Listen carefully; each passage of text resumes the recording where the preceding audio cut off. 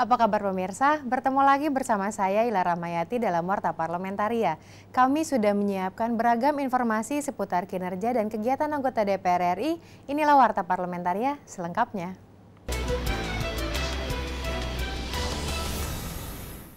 Komisi 10 DPR RI mendorong pemerintah Provinsi Sumatera Utara mengajak pemuda mengembangkan ekonomi kreatif dan kebudayaan di Danau Toba. Sebagai kawasan pariwisata super prioritas, Danau Toba harus memiliki daya tarik selain keindahan alam. Ditemui saat kunjungan kerja Komisi 10 DPR RI ke Sumatera Utara, anggota Komisi 10 DPR RI Sofyan Tan berharap produk kreatif yang dihasilkan anak muda setempat mampu menarik lebih banyak wisatawan mengunjungi kawasan wisata Danau Toba. Menurut Sofyan, pemerintah akan memberikan perhatian khusus bagi daerah yang mampu mendatangkan banyak wisatawan. Pemerintah daerah itu harus mampu menjadi fasilitator. Ya, dia jangan menjadi ikut bermain di daerah sana, tetapi dia memberikan ruang yang kondusif, yang memberikan ruang kepada mereka untuk bisa melakukan itu. Jadi misalnya kalau kreativitasnya bagus, menghasilkan produk-produk yang inovatif itu, ya, yang sesuatu yang baru, kan itu akan memicu orang datang.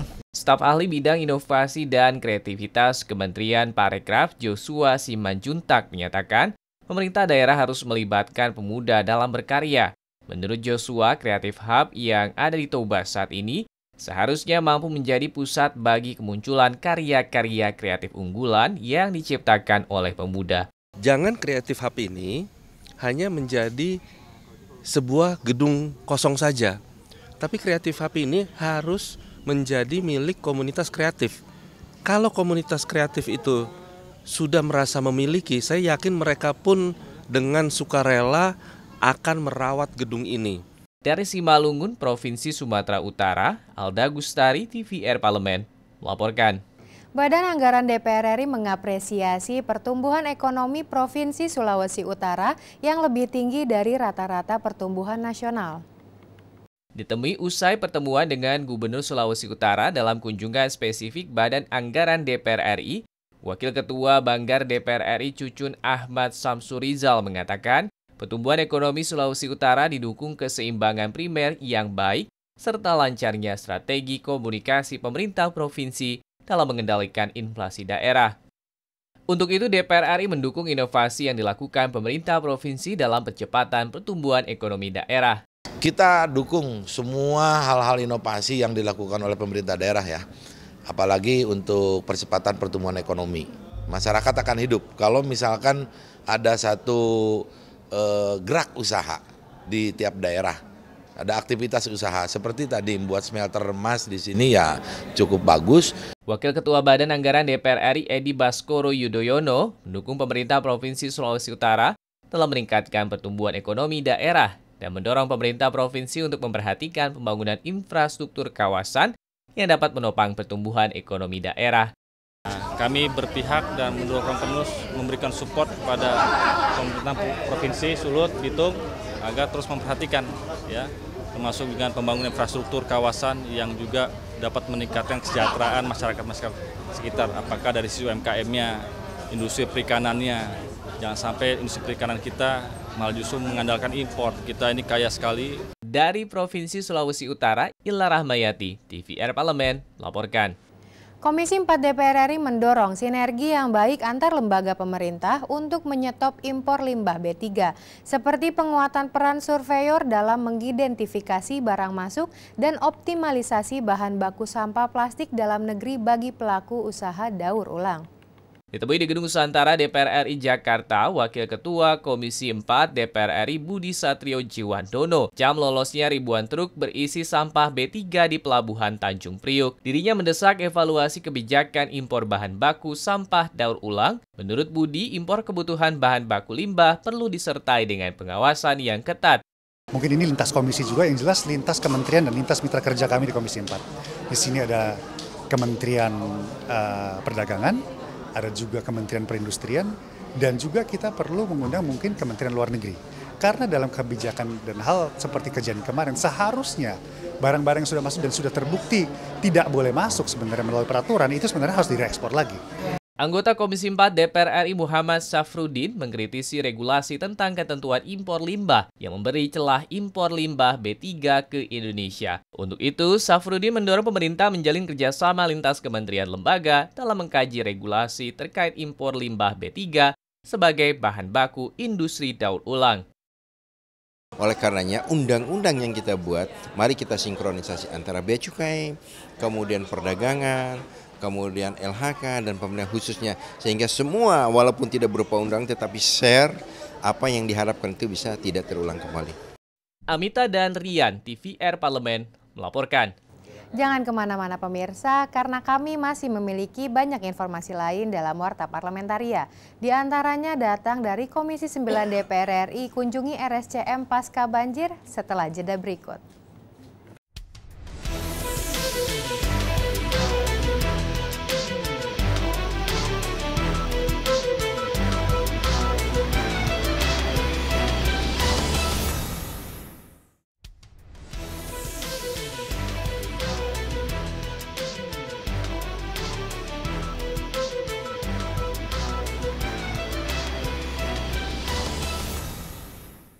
Komisi 9 DPR RI menyayangkan pelayanan di Rumah Sakit Cipto Mangunkusumo atau RSCM mengalami gangguan akibat banjir yang melanda Jakarta beberapa hari lalu, seperti beberapa alat medis di ruang radiologi tidak bisa dioperasionalkan sementara waktu. Saat melakukan inspeksi ke RSCM Jakarta, Wakil Ketua Komisi 9 DPR RI Nihayatul Wafiro mengatakan, meski sudah memiliki SOP dan tim yang menangani bencana termasuk banjir, ternyata belum cukup. Bahkan RSCM harus mencari bantuan atau pinjaman alat ke Kementerian Kesehatan untuk membuang dan mengeringkan air banjir. Untuk segera membuat planningnya untuk yang jangka pendek ini seperti apa? Karena kita kalau membutuhkan 10 penyedot air, kita akan sediakan, kita akan minta untuk penambahan anggaran tersebut. Jangan sampai ini RSCM ini sampai harus minta kemana-mana. Bukan hanya persoalan malu, tapi persoalan efektivitas. Membawa air, mengontak itu butuh waktu. Senada dengan hal tersebut, anggota Komisi 9 DPR RI Intan Fitriana mengatakan, RSCM harus memiliki rencana jangka pendek hingga panjang terkait antisipasi dan penanganan banjir. RSCM sebaiknya membuat dan memperbaiki sendiri sistem drainase di kawasan rumah sakit. Tadi bedah kita lihat karena ada genangan mereka harus melakukan pembersihan, disinfektan dan lain-lain karena menyangkut rumah sakit ya harus higienis. Juga kemudian hari ini 26 pasien yang harusnya dioperasi dibatalkan. Nah ini tidak perlu terjadi karena kemudian daftar tunggunya akan makin panjang lagi. Jadi jangka pendek tentu drainase. Nadia, TVR Parlemen, melaporkan. Komisi 4 DPR RI meminta Kementerian Pertanian membuat kebijakan berdasarkan data pertanian yang akurat. Naik turunnya harga pangan yang tidak terkendali dinilai akibat manajemen data Kementan yang tidak akurat. Dalam RDP di Gedung Nusantara DPR RI Jakarta, Kementerian Pertanian menyampaikan rencana program Agriculture War Room atau AWR sebagai pusat data dan kendali masalah pertanian. Wakil Ketua Komisi 4 DPR RI Budi Satrio Jiwandono menilai perbaikan data di Kementerian Pertanian sangat diperlukan karena data yang terpadu tidak hanya untuk mencari solusi pertanian, melainkan juga terkait dengan impor bahan pangan. Ya, kalau ini memang mau dijadikan acuan, makanya kita harus sama-sama evaluasi ini secara teknisnya gimana. Apakah kita nanti terus-terusnya akan menggunakan data ini sebagai acuan untuk semua produk pertanian, termasuk ya nanti kebijakan-kebijakan yang terkait juga di bidang pertanian. Contohnya impor-impor komoditas-komoditas. Anggota Komisi 4 DPR RI Suhardi Duka mencermati pengelolaan dana di Kementerian Pertanian, banyak potensi anggaran Kementerian Pertanian yang bisa dioptimalkan untuk pengumpulan data pertanian yang akurat untuk menjadi dasar kebijakan pertanian. Dari Kementerian Pertanian ini ada sekitar 5 triliun yang hanya sekitar bergulir di Kementerian Pertanian itu. Katakanlah 1,9 triliun di Kesekjenan, kemudian 2 triliun di Balitbank, 2 triliun kurang lebih juga di PPSDM. Mustakim dan Temi Riansyah, TVR Parlemen melaporkan. Badan Legislasi atau Balik DPR RI mensosialisasikan Prolegnas Prioritas 2020 di Universitas Udayana Bali sehingga sivitas akademik di Bali bisa memberi masukan dan kritikan. Wakil Ketua Balik DPR RI Ibnu Multaza mengatakan keterlibatan atau kontribusi dari Sivitas Akademika memberi nilai tambah terhadap naskah akademik rancangan undang-undang dalam prolegnas prioritas. Sehingga setiap rancangan undang-undang yang disusun di DPR RI bersama pemerintah mencerminkan aspirasi dan kepentingan seluruh lapisan masyarakat Indonesia dan meminimalisasi penolakan masif dari publik. Terlibat sejak awal, harapan kita nanti undang-undang pertama lebih sempurna. Jadi lebih sempurna untuk mengakomodasi kepentingan semua masyarakat. Balik DPR RI mendapatkan aspirasi dan permintaan untuk menyelesaikan pembahasan rancangan undang-undang tentang Provinsi Bali yang disesuaikan dengan kebutuhan masyarakat Bali saat ini sebagai daerah pariwisata budaya. Anggota Balik DPR RI I Ketut Karyasa mengakui Provinsi Bali masih menggunakan Undang-Undang Nomor 64 Tahun 1958 tentang pembentukan daerah-daerah tingkat 1 Bali, Nusa Tenggara Barat dan Nusa Tenggara Timur yang dinilai sudah tidak sesuai dengan perkembangan dan kondisi saat ini telah menciptakan otonomi daerah yang berdaya saing. RUU ini dianggap sangat penting sekali karena dasarnya adalah secara yuridis itu adalah pembentukan Provinsi Bali dulu jadi satu dengan NTB dan NTT itu adalah undang-undang yang berdasarkan Indonesia RIS. Dari Provinsi Bali, Kristio Handoko, TVR Parlemen, melaporkan. Komisi 9 DPR RI mendorong Kampung KB RW 11 Kelurahan Pasir Jaya, Bogor, Jawa Barat dapat menjadi percontohan bagi Kampung KB di seluruh Indonesia. Ditemui saat kunjungan spesifik ke Kota Bogor, Jawa Barat, Wakil Ketua Komisi 9 DPR RI Nihayatul Wafiro mengapresiasi Kampung KB RW 11 Kelurahan Pasir Jaya yang mampu berinovasi dalam pengadaan fasilitas tumbuh kembang anak, sosial, pendidikan, kesehatan, serta mengendalikan laju penduduk. Menurut Nihayatul, sebagian besar kampung KB di Indonesia tidak berkelanjutan. Ia berharap kampung KB RW 11 Pasir Jaya dapat menjadi contoh pengelolaan kampung KB bagi daerah lain. 2016 dibentuk sampai sekarang masih berkelanjutan, itu bagi saya luar biasa. Datanya juga ada rumah data, itu wow, bagi saya wow ketika ada rumah data. Terus lagi juga ada tempat bermain. Nah itu bagaimana sebenarnya kampung KB itu bisa menggerakkan kehidupan sosial, menggerakkan sisi-sisi pendidikan, kesehatan dan juga kebersihan yang ada di wilayah itu. Anggota Komisi 9 DPR RI Adang Sudrajat juga mengapresiasi Kampung KB RW 11 Pasir Jaya yang telah menunjukkan kerjasama yang baik antara pemerintah Kota Bogor dengan masyarakat, sehingga meningkatkan kesejahteraan dan partisipasi keluarga berencana di wilayah tersebut. Jadi saya melihat ini akan bagus kalau jadikan percontohan dalam konteks bagaimana inisiatif masyarakat itu distimulasi sedemikian rupa sehingga bisa melahirkan ide-ide kreasi dan implementasi dari kebijakan yang dicanangkan oleh BKKBN, dalam ini Bagian Pusat tentunya. Dari Kota Bogor, Jawa Barat, Esti Kartika, TVR Parlemen, melaporkan. Pemirsa, kami masih memiliki banyak informasi lain dalam Warta Parlamentaria. Tetaplah bersama kami.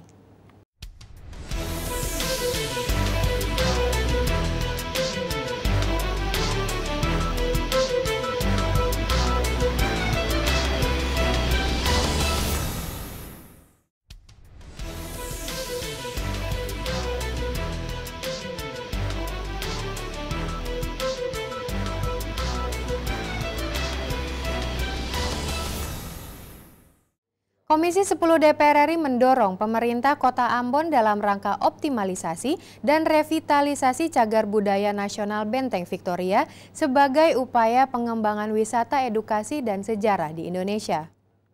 Ditemui usai menerima audiensi Wali Kota Ambon beserta jajarannya, anggota Komisi 10 DPR RI Johar Arifin mengatakan setiap negara memiliki cagar budaya yang harus dikembangkan dan dilestarikan. Johar menambahkan pemerintah melalui Kementerian Pendidikan dan Kebudayaan telah mengeluarkan surat keputusan nomor 193 tahun 2017 yang salah satunya tentang situs cagar budaya.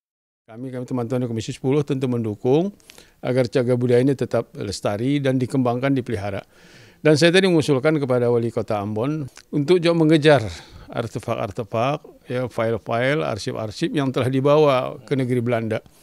Ya, Belanda harus kembalikan itu semua agar sejarah daripada benteng itu bisa wujud utuh. Wali Kota Ambon Richard Lohena Pesi menjelaskan, revitalisasi Benteng Victoria dan relokasi Makodam 16 Patimura yang sudah berjalan sejak tahun 2016. Hal ini menjadi salah satu potensi budaya dan bernilai sejarah bagi masyarakat Maluku, serta menjadi daya tarik pariwisata. Bisa kita dorong untuk sebagai salah satu potensi ya budaya bagi Indonesia, terutama bagi Maluku dan Ambon. Dan ini juga akan menjadi daya tarik tersendiri dalam rangka pengembangan jasa pariwisata di kota kita. Dan benteng ini akan dipakai untuk heritage ya. Mario Hasiholan dan Ade, TVR Parlemen, melaporkan. DPR RI meminta pemerintah segera mengangkat tenaga honorer menjadi ASN atau P3K di daerah.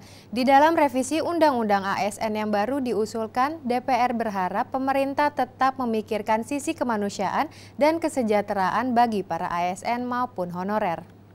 Anggota Badan Legislasi DPR RI, Mai Esti Wijayati, meminta agar revisi terhadap Undang-Undang Nomor 5 Tahun 2014 tentang ASN dapat memperjelas posisi tenaga honorer dengan tetap memperhitungkan kemampuan keuangan negara, baik pemerintah pusat maupun pemerintah daerah. Esti menilai revisi Undang-Undang ASN dapat menjadi jalan keluar bagi para tenaga honorer yang telah mengabdi bagi Indonesia, agar dapat memperoleh penghargaan yang sesuai dengan jasa yang telah diberikan. Ketika usianya sudah melebihi seperti apa, itu yang harus dipikirkan dalam undang-undang ini, jalan keluarnya seperti apa, supaya mereka juga tetap memperoleh penghargaan yang sesuai. Mereka tetap akan mendapatkan honor atau gaji atau apapun namanya nanti, itu yang sesuai dan berperi kemanusiaan. Anggota Komisi 2 DPR RI pengusul revisi Undang-Undang ASN, Sodik Mujahid menyoroti masa transisi bagi pengangkatan tenaga honorer yang diatur oleh Kementerian Pan-RB yakni 5 tahun. Untuk itu Sodik mendorong agar revisi undang-undang tersebut cepat dirampungkan. Ya, sekarang pun Menpan itu memberikan masa transisi 5 tahun. Tapi sekali lagi, ketika masa transisi itu tidak diatur oleh undang-undang, kita khawatir mundur lagi. Masa transisinya ada, tapi ada payung hukum untuk menjaga masa transisi itu. Alda dan Edo, TVR Parlemen, melaporkan. Kepala Biro Kesekretariatan Pimpinan Sekretariat Jenderal dan Badan Keahlian DPR RI menerima konsultasi perwakilan DPRD Bamus Jepara mengenai pengalokasian waktu masa reses dan pentingnya alat kelengkapan Badan Musyawarah atau Bamus di DPR RI. Kepala Biro Kesekretariatan Pimpinan Sekretariat Jenderal dan Badan Keahlian DPR RI Jaka Dwi Winarko memandang masa reses yang ada di DPRD Jepara terlalu singkat, yakni hanya 3 kali masa reses setiap tahun, yang berdurasi selama 3 hari. Menurut Jaka, masa reses di DPR RI biasanya ditetapkan sebanyak 4 hingga 5 kali per tahun dan berdurasi sekitar 19 hari. Dengan demikian, masa reses dapat digunakan untuk kunjungan komisi ke daerah-daerah, guna mengawasi peraturan yang sudah disusun dan keberlangsungan kebijakan-kebijakan pemerintah sesuai lingkup komisi masing-masing. Kalau di DPR itu, reses itu bisa digunakan untuk kunjungan tim yang ada di komisi-komisi itu untuk melihat atau untuk mengetahui mengenai peraturan-peraturan yang sudah disusun atau juga untuk mengawasi kebijakan-kebijakan yang diambil pemerintah sesuai dengan lingkup tugas di komisinya yang ada di daerah-daerah. Jaka juga menjelaskan kepada Bamus DPRD Jepara mengenai mekanisme Bamus ketika mengambil keputusan di DPR RI. Keputusan yang sudah diambil oleh Bamus tidak boleh dibatalkan sepihak oleh pimpinan DPR, melainkan harus pula melalui rapat Bamus. Apa-apa yang praktek yang ada di DPR untuk bisa digunakan sebagai pembanding lah atau sebagai acuan oleh DPRD Kabupaten Jepara, karena tentunya tidak bisa skupnya akan berbeda kan. Monggo pelajaran-pelajaran ini bisa didiskusikan oleh bapak-bapak yang dari Jepara tadi untuk bisa ngambil keputusan sesuai dengan lingkup tugasnya di sana. Septia dan Jaya, TVR Parlemen, melaporkan. Demikianlah beragam informasi seputar aktivitas DPR RI yang sudah kami susun dalam Warta Parlamentaria. Saya Ila Rahmayati beserta seluruh kerabat kerja yang bertugas undur diri. Terima kasih atas perhatian Anda. Sampai jumpa.